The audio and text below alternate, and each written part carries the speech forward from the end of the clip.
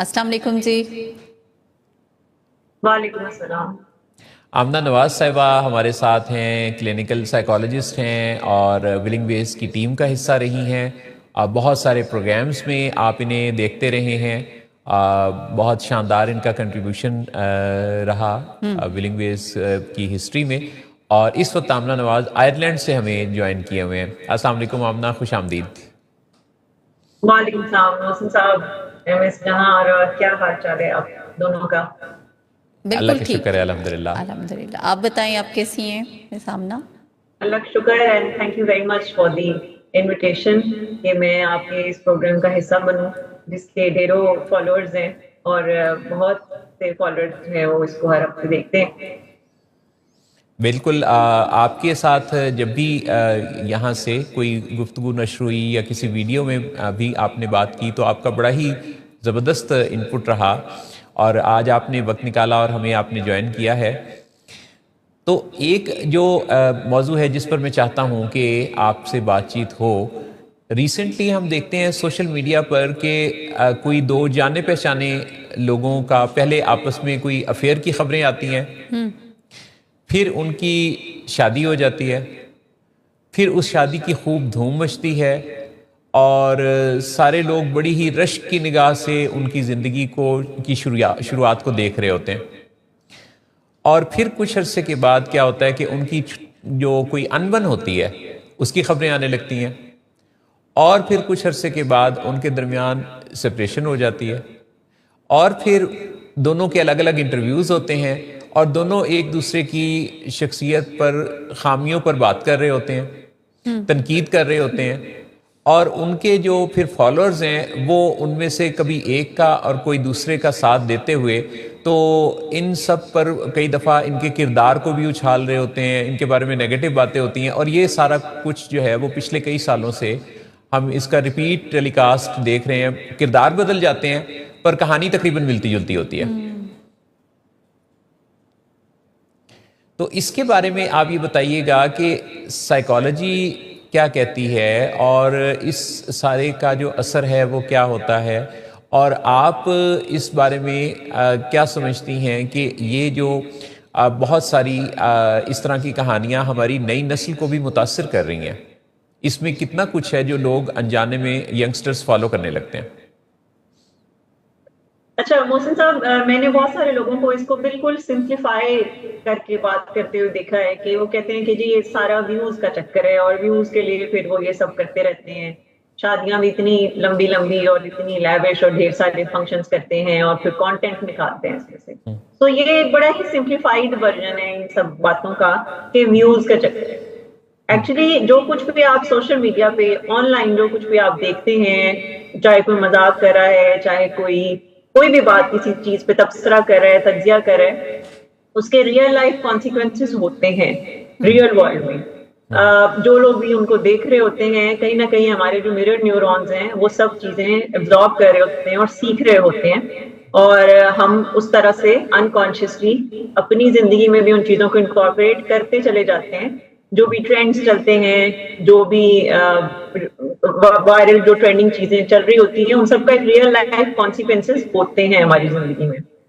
اور آپ نے بالکل جیسے بات کی کہ اسٹارٹ بھی جو اس طرح کے جو رومانٹک رشتوں کا ہوتا ہے وہ بھی اتنا too good to be true ہوتا ہے کہ جو دیکھنے والے ہوتے ہیں ان کو لگتا ہے کہ یہ تو بڑے آئیڈیل کپل ہیں، اور کاش ہمارے زندگی میں بھی کوئی ایسا ہی ہم سفر ہمیں ملے.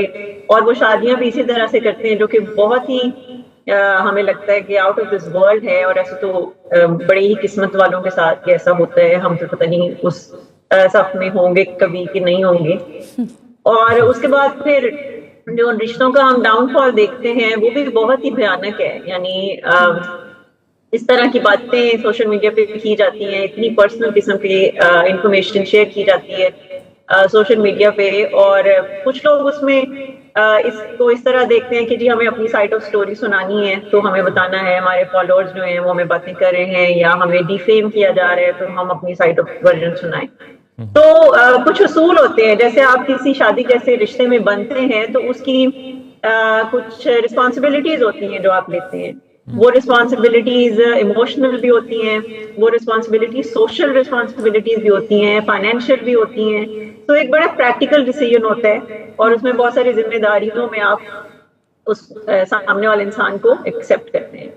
تو خدا نخواستہ اگر کوئی رشتہ نہیں چلتا اور ایک کپل علیحدگی کا فیصلہ کرتا ہے تو اس علیحدگی کے ساتھ بھی کچھ ذمہ داریاں جڑی ہوئی ہوتی ہیں جو اکثر جب ہم بہت زیادہ جذباتی ہوتے ہیں تو ہم بھول جاتے ہیں کہ وہ بھی علیحدگی کی بھی کچھ ذمہ داریاں یا کچھ ہماری کیا اہم بات کہی آپ نے کہ علیحدہ ہونے کے بھی یعنی جو پروٹوکولز ہیں وہ بھی سمجھ لینے کی بہت ضرورت ہے. بالکل. اور ہماری زندگی میں جب بھی کوئی بھی سچویشن ہوتی ہے تو ہمارے پاس ایک چوائس ہوتی ہے کہ ہم نے اس میں ریئیکٹ کرنا ہے یا ہم نے اس میں رسپونڈ کرنا ہے. تو یہ ہمارے پاس چوائس ہوتی ہے اور ہمیں کئی دفعہ یہ سمجھ نہیں آتی. ہمیں لگتا ہے کہ سامنے والے نے ہمیں پرووک کر دیا اور اس نے پھر ایسی سچویشن بنا دی کہ جس میں پھر ہمارے پاس اب اور کوئی راستہ نہیں ہے اور اس میں ہم نے اب ایسے ہی جواب دیں یا ہم ایسے ہی جواب دیں گے جیسے وہ پھر آگے سے بولے گا.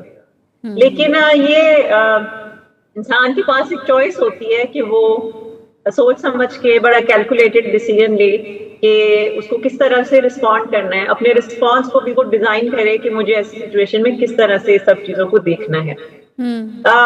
اس میں کوئی حرج نہیں ہے اگر کوئی اپنے فالوورز کے ساتھ شیئر کرنا چاہ رہا ہے سوشل میڈیا پہ کہ میرے ساتھ کیا گزری ہے. لیکن میں ہمیشہ یہ کہتی ہوں کہ آپ کا انداز جو ہے وہ ایسا بھی ہو سکتا ہے کہ آپ نے ایک وکٹم سٹوری سنانی ہے اور آپ کا انداز ایسا بھی ہو سکتا ہے کہ آپ نے ایک سروائیور سٹوری سنانی ہے. تو اس میں بڑا فرق ہے. جب آپ وکٹم سٹوری سناتے ہیں اس سے کسی کو کوئی فرق نہیں پڑتا. آپ صرف لوگوں کو ایک گوسپ کا موقع دے رہے ہیں کہ وہ کچھ دن آپ کے بارے میں باتیں کریں گے, آپ پہ تھوڑا بہت ترس کھائیں گے اور اس کے بعد آگے بڑھ جائیں گے. تو یہ کوئی پروڈکٹیو سٹانس نہیں ہوتا اور اس سے آپ کو بھی کوئی فائدہ نہیں ہوتا. لیکن جو سروائیور سٹوری ہوتی ہے, اگر آپ سنانا چاہتے ہیں کہ جی آپ ایک ابیوسو ریلیشن شپ سے گزرے ہیں یا آپ نے کیا کیا پرابلمز اگر جس سے گزر کے آپ فائنلی آپ کوپ کر رہے ہیں, تو سروائیور سٹوری کا فائدہ یہ ہوتا ہے کہ جو آپ کے اتنے چاہنے والے ہوتے ہیں, آپ کے فالوورز ہوتے ہیں, ان میں سے اگر کوئی اسی طرح کی سملر چیلنجز سے گزر رہا ہوتا ہے تو اس کو بھی ایک موٹیویشن ملتی ہے کہ وہ بھی اس کو اچھے طریقے سے کوپ کرے اور ایک اسٹرینتھ ملتی ہے دیکھ کے کہ اچھا اگر یہ بھی اس میں سے نکل سکتے ہیں تو میں بھی اپنے آپ کو کوپ کر سکتی ہوں اس ساری سچویشن سے. تو ایک تو یہ چیز دیکھنے کی بھی ضرورت ہے کہ آپ سروائیور سٹوری سوشل میڈیا پہ سنا رہے ہیں یا آپ وکٹم سٹوری ہی سنائی جا رہے ہیں اور یعنی اس کا جو میسج ہے وہ آپ کیا دے رہے ہیں. بیسیکلی تو یہ چیز ہوئی کہ آپ اس میں اگر تو آپ کوئی اپنی کیتھارسس کے لیے یا ہیلنگ کے لیے اگر آپ سوشل میڈیا پہ آ کے مائک اور کیمرہ پر بیٹھ کر یہ بات کرتے ہیں تو اگر اس کا کوئی مقصد آپ کی اپنی کوئی تھیراپیوٹک نیڈ ہے تو وہ تو کسی بند کمرے میں کسی کاؤنسلر سے جا کے تھراپسٹ سے جا کے بھی بات ہو سکتی ہے. بالکل. اگر دل ہلکا کرنے کے لیے ہی آپ یہ سب کر رہے ہیں کہ میں میرا بوجھ ہلکا ہو جائے گا تھوڑا کیتھارسس ہو جائے گا تو وہ رائٹ فورم تو یہی بنتا ہے کہ آپ کسی تھراپسٹ کے سامنے بات کریں.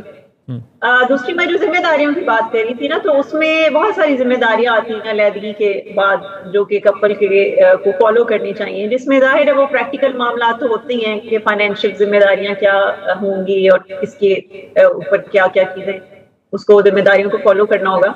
لیکن کچھ سوشل رسپانسبلٹی بھی ہوتی ہے. پھر اگر دو لوگوں نے ساتھ وقت گزارا ہے تو اس کا یہ مطلب نہیں ہے کہ اب جب وہ علیحدہ ہوں گے تو پھر وہ بالکل چوراہے میں کھڑے ہو کے تو ایک دوسرے کی پرسنل انفارمیشن شیئر کریں گے, پرسنل جو مومنٹس آپ نے گزارے ہوتے ہیں اس کے ساتھ آپ وہ سب کو بتانا شروع کر دیں. دوسری بات یہ ہے کہ اس میں ایک اسپرچل رسپانسبلٹی بھی ہوتی ہے کہ آپ نے کتنا گریسفل یہ سچویشن کو ڈیل کیا, آپ نے ایک دوسرے پہ کیچڑ نہیں اچھالا. اور ایک اور امپورٹنٹ بات ہے کہ اگر بچے انوالو ہیں کپل کی علیحدگی کے بعد بچے انوالو ہیں اگر, تو اکثر کپلز بھول جاتے ہیں کہ ہمارے جذباتی جو ہمارا ریئیکشن ہے اس کی وجہ سے ہمارے بچوں پہ بڑا لانگ ٹرم امپیکٹ ہو سکتا ہے کہ جب ہم ان کے مدر یا ان کے فادر کے بارے میں ڈھیروں برائیاں کریں گے سوشل میڈیا پہ, تو جو چیز پھر سوشل میڈیا پہ آ جاتی ہے تو پھر وہ ریموو نہیں ہو سکتی.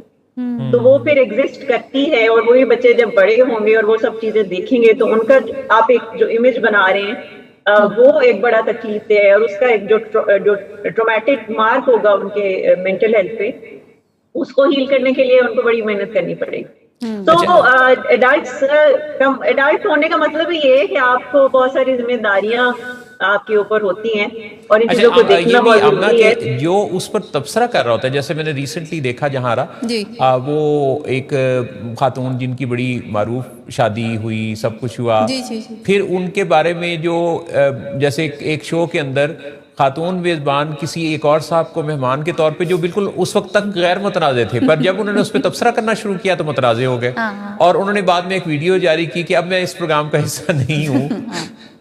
تو آپ دیکھیں کہ یعنی کہ نہ صرف وہ اگلی جنریشن پہ اثر ہوتا ہے، ویورز پر اس کا امپیکٹ آتا ہے، جو پارٹیسپینٹس ہوتے ہیں ان پہ آتا ہے. لوگوں نے بلا وجہ سے ان صاحب کو، جن کو اس خاتون نے بھائی بنوا کے سر پہ ہاتھ رکھوایا تھا، ان کو بلا وجہ سے پوری ٹرولنگ کا سامنا کرنا پڑا.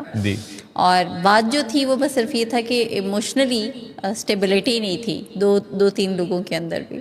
اور ایتھیکل، جیسے بھی میں سامنا نے بڑی خوبصورت بات کی ہے کہ ایک ذمہ داری ہوتی ہے، یہ مطلب تعلق ہی ایک ذمہ داری کا ہے. سٹارٹ بھی آپ نے ایک ذمہ داری سے کرنا ہوتا ہے اور اس کو پھر نبھانا، اور اگر ختم بھی کرنا ہے تو وہ بھی آپ کی ذمہ داری ختم نہیں ہو جاتی ہے. ایتھیکل رسپانسبلٹیز ہیں آپ کی. اس میں ایک لفظ میں ہمیشہ ریکمینڈ کرتی ہوں کہ ہمیں یاد رکھنا چاہیے جب بھی ہمیں بہت زیادہ غصہ آ رہا ہو یا ہم بہت جذباتی ہوئے ہوں، تو ایک لفظ اگر ہم یاد رکھیں تو کافی چیزیں بہتر ہو جاتی ہیں. یہ نوٹ کر لینا، یہ لفظ یہ بتانے لگی ہیں کوئی لفظ بڑا خاص لفظ لگ رہا ہے. جی، وہ لفظ ہے گریس. گریس کا مطلب یہی ہے کہ آپ نے گریسفلی سچویشن کو ڈیل کرنا ہے، اور ہم اپنے آپ کو تھوڑا سا امیجن بھی کر سکتے ہیں کہ اچھا یہ میرے ساتھ یہ سچویشن ہے تو میں ایسا کس طرح سے بہیو کروں گی یا کروں گا کہ میں گریسفل نظر آؤں، باوقار انسان نظر آؤں، میں اپنی نظر میں بھی اپنی بعد میں عزت کر سکوں، اور جس سے جو میرا امپیکٹ یا امپریشن جا رہا ہے لوگوں کی نظروں میں وہ بھی ایک بڑا باوقار ہو. تو اگر ہم یہ سوچ لیں کہ گریس کا مظاہرہ کرنا ہے ہر حال میں اور گریسفلی سچویشنز کو ڈیل کرنا ہے، اور یہ جو بلیم گیم ہے اس میں کوئی گریس نہیں ہے. ہم بالکل گریسفل نہیں لگتے جب ہم دوسروں پہ سارا ملبہ ڈال رہے ہوتے ہیں، اور ہم اس میں بھی کوئی گریسفل نہیں لگتے کہ ہم بس اپنے ہی وکٹم ٹاسک میں بیٹھے ہیں اور وکٹم مینٹالٹی کے ساتھ باتیں کر رہے ہیں، تو وہ بھی کوئی گریسفل نہیں ہوتا. دیکھیں، ملبہ اگر ڈالنا ہوگا تو وہ آپ کسی مکان کو بنانے سے پہلے اس کی فاؤنڈیشن بناتے ہوئے وہاں ڈال دیا کریں، کسی پر ملبہ نہیں ڈالنے کی ضرورت. جی بالکل. سو گریسفلی ہینڈل کرنا سچویشن کو بہت ضروری ہے. اور اس میں جو دیکھ رہے ہوتے ہیں نا، یہ سارے جو تماشائی ہم سب ہوتے ہیں، جب ایسی سچویشن میں جب چیزیں دیکھ رہے ہوتے ہیں تو ہماری بھی ایک رسپانسبلٹی ہے کہ ہم نے بھی گریسفلی ہی ڈیل کرنا ہوتا ہے، بجائے کہ کسی ایک پارٹی کو ہم ایک دفعہ دیکھنے والے نا جج بن جائیں کہ کون صحیح ہے کون غلط ہے، کس کا زیادہ قصور ہے. یہ جو میاں بیوی کے معاملات ہوتے ہیں نا، اس میں ہم یہ نہیں کہہ سکتے کہ کوئی بلیک اینڈ وائٹ سچویشن ہوتی ہے کہ ایک شخص بالکل ولن ہے اور ایک شخص بالکل جو ہے وہ مظلوم ہے. ویسے بھی جنرلی بھی کوئی بھی انسان یہ اس طرح سے نہیں ہوتا کہ کوئی بالکل 100% فرشتہ ہے، کوئی 100% جو ہے وہ پورے کا پورا جو ہے وہ برا انسان ہے یا ولن ہے. یعنی آپ یہ کہنا چاہتی ہیں کہ بلیک اینڈ وائٹ تھنکنگ جو ہے وہ نہیں ہونی چاہیے. بالکل، مطلب گرے شیڈز میں ہم سب زندگی گزار رہے ہوتے ہیں. کسی کی زندگی میں ہم ہیرو ہیں، کسی کی زندگی میں ہم ولن ہوتے ہیں. تو ہم اس طرح سے بلیک اینڈ وائٹ نہیں دیکھ سکتے. یہ بڑی کمپلیکیٹڈ سچویشنز ہوتی ہیں. جب کسی کی علیحدگی ہوتی ہے تو وہ انتہائی کوئی کمپلیکیشنز ہو چکی ہوتی ہیں کہ وہ رشتہ جو ہے وہ سلجھ ہی نہیں پایا اور ایونچولی وہ لوگ علیحدہ ہو. ہم تو بڑے بےتاب سے رہتے ہیں لیبلنگ کے لیے، لیبل ہم جلدی سے کر دیتے ہیں، ڈیفینسو ہو جاتے ہیں، ڈیفینسو بھی ہوتے ہیں، ججمنٹل. اچھا، ججمنٹل ہونے میں تو ہم بڑی ہی باکمال ہیں. یعنی ہم نے فوراً کے فوراً تبصرہ کرنا ہے. صبح ہوتے ہی موسم کیسا ہے، اچھا ہے اچھا نہیں ہے، یعنی ہر چیز کے بارے میں ٹھیک ہے اور غلط ہے. اس کے نظریے سے ہم ہوتے ہیں. ہمارے ایک دوست ہوتے تھے تو ان کا تقیہ کلام تھا صحیح ہے غلط ہے. ہر بات پہ کہتے تھے صحیح ہے غلط ہے. اچھا، دوسرا مجبور ہو جاتا تھا کہ اس نے دونوں میں سے کسی ایک بات کو چوز کرنا ہے. تو میں نے ایک دفعہ انہیں کہا کہ یہ جو ہے نا، آپ کہتے پتہ نہیں، وہ تو میں کہتا ہی تھا. میں نے کہا یہ جو آپ صحیح ہے غلط ہے کی 2 چوائسز دے دیتے ہیں. اگر آپ تھوڑا سا سوچنے کا موقع دیں دوسرے کو تو یہ ہے. کافی سارے اصلاح کے پہلو ہیں. اور جو آپ نے بات کی بڑی امپورٹنٹ کہ کئی فیکٹرز ہوتے ہیں، پر ہم تو جلدی سے کسی ایک فیکٹر کو ہی ذمہ دار ٹھہرانا چاہتے ہیں. ہم آر یا پار کے نظریے کے ساتھ چل رہے ہوتے ہیں. ابھی تو ہاں بالکل، کیونکہ اس میں کہیں نہ کہیں کیونکہ ہمارے مائنڈ کی ایک ریکوائرمنٹ بھی ہے کہ اس کو کلیئرٹی چاہیے ہوتی ہے، تو وہ تھوڑا بہت اس کو اپنی کلیئرٹی کے لیے چیزوں کو کیٹیگرائز کرنا چاہتا ہے کہ اچھا ہے یہ برا ہے، لیکن بہرحال پھر بھی ہمیں کچھ حد تک ان چیزوں کو اس نظر سے ضرور دیکھنا چاہیے کہ چیزیں اتنی سمپل نہیں ہوتی جتنی کہ ہم کہہ سکتے ہیں کہ یہ آپ سمجھے کہ بالکل چھوٹی عمر میں جو ایک بچہ ہوتا ہے نا، اس کو بتانے کے لیے تو یہ بہت ضروری ہوتا ہے کہ یہ بلیک ہے، یہ وائٹ ہے، یہ صحیح ہے، یہ غلط ہے، لیکن ایڈلٹہڈ میں چیزیں جو ہیں وہ ہم پھر تھوڑا سا کمپلیکیٹڈ وے میں دیکھ پاتے ہیں، اور ہمیں سمجھ آ جاتی ہے کہ چیزیں اتنی سمپل نہیں ہوتی، اور ایسا نہیں ہوتا کہ کسی ایک کا ہی سارا کا سارا قصور ہے، اور ضروری بھی نہیں ہے کہ ہم کسی کے قصور ڈھونڈنے بیٹھ جائیں کپل میں کہ اچھا کس کا قصور ہے، ہم اس کے ساتھ ہیں، اس کے ساتھ ہیں۔ کوئی ذمہ داری سی سمجھ لیتے ہیں ہم جذباتی ہو کہ ہماری ذمہ داری ہے کہ ہم نے کسی نہ کسی کا قصور اس وقت واضح کرنا ہی ہے کہ یہ اس کا قصور ہے۔ تو آپ یہ بتائیے گفتگو کے اس اختتامی مرحلے پر کہ پاکستان زیادہ اچھا ہے یا آئرلینڈ؟ اچھا، اب یہ آپ نے وہی بلیک اینڈ وائٹ قسم کا سوال کر دیا کہ پاکستان زیادہ اچھا یا آئرلینڈ۔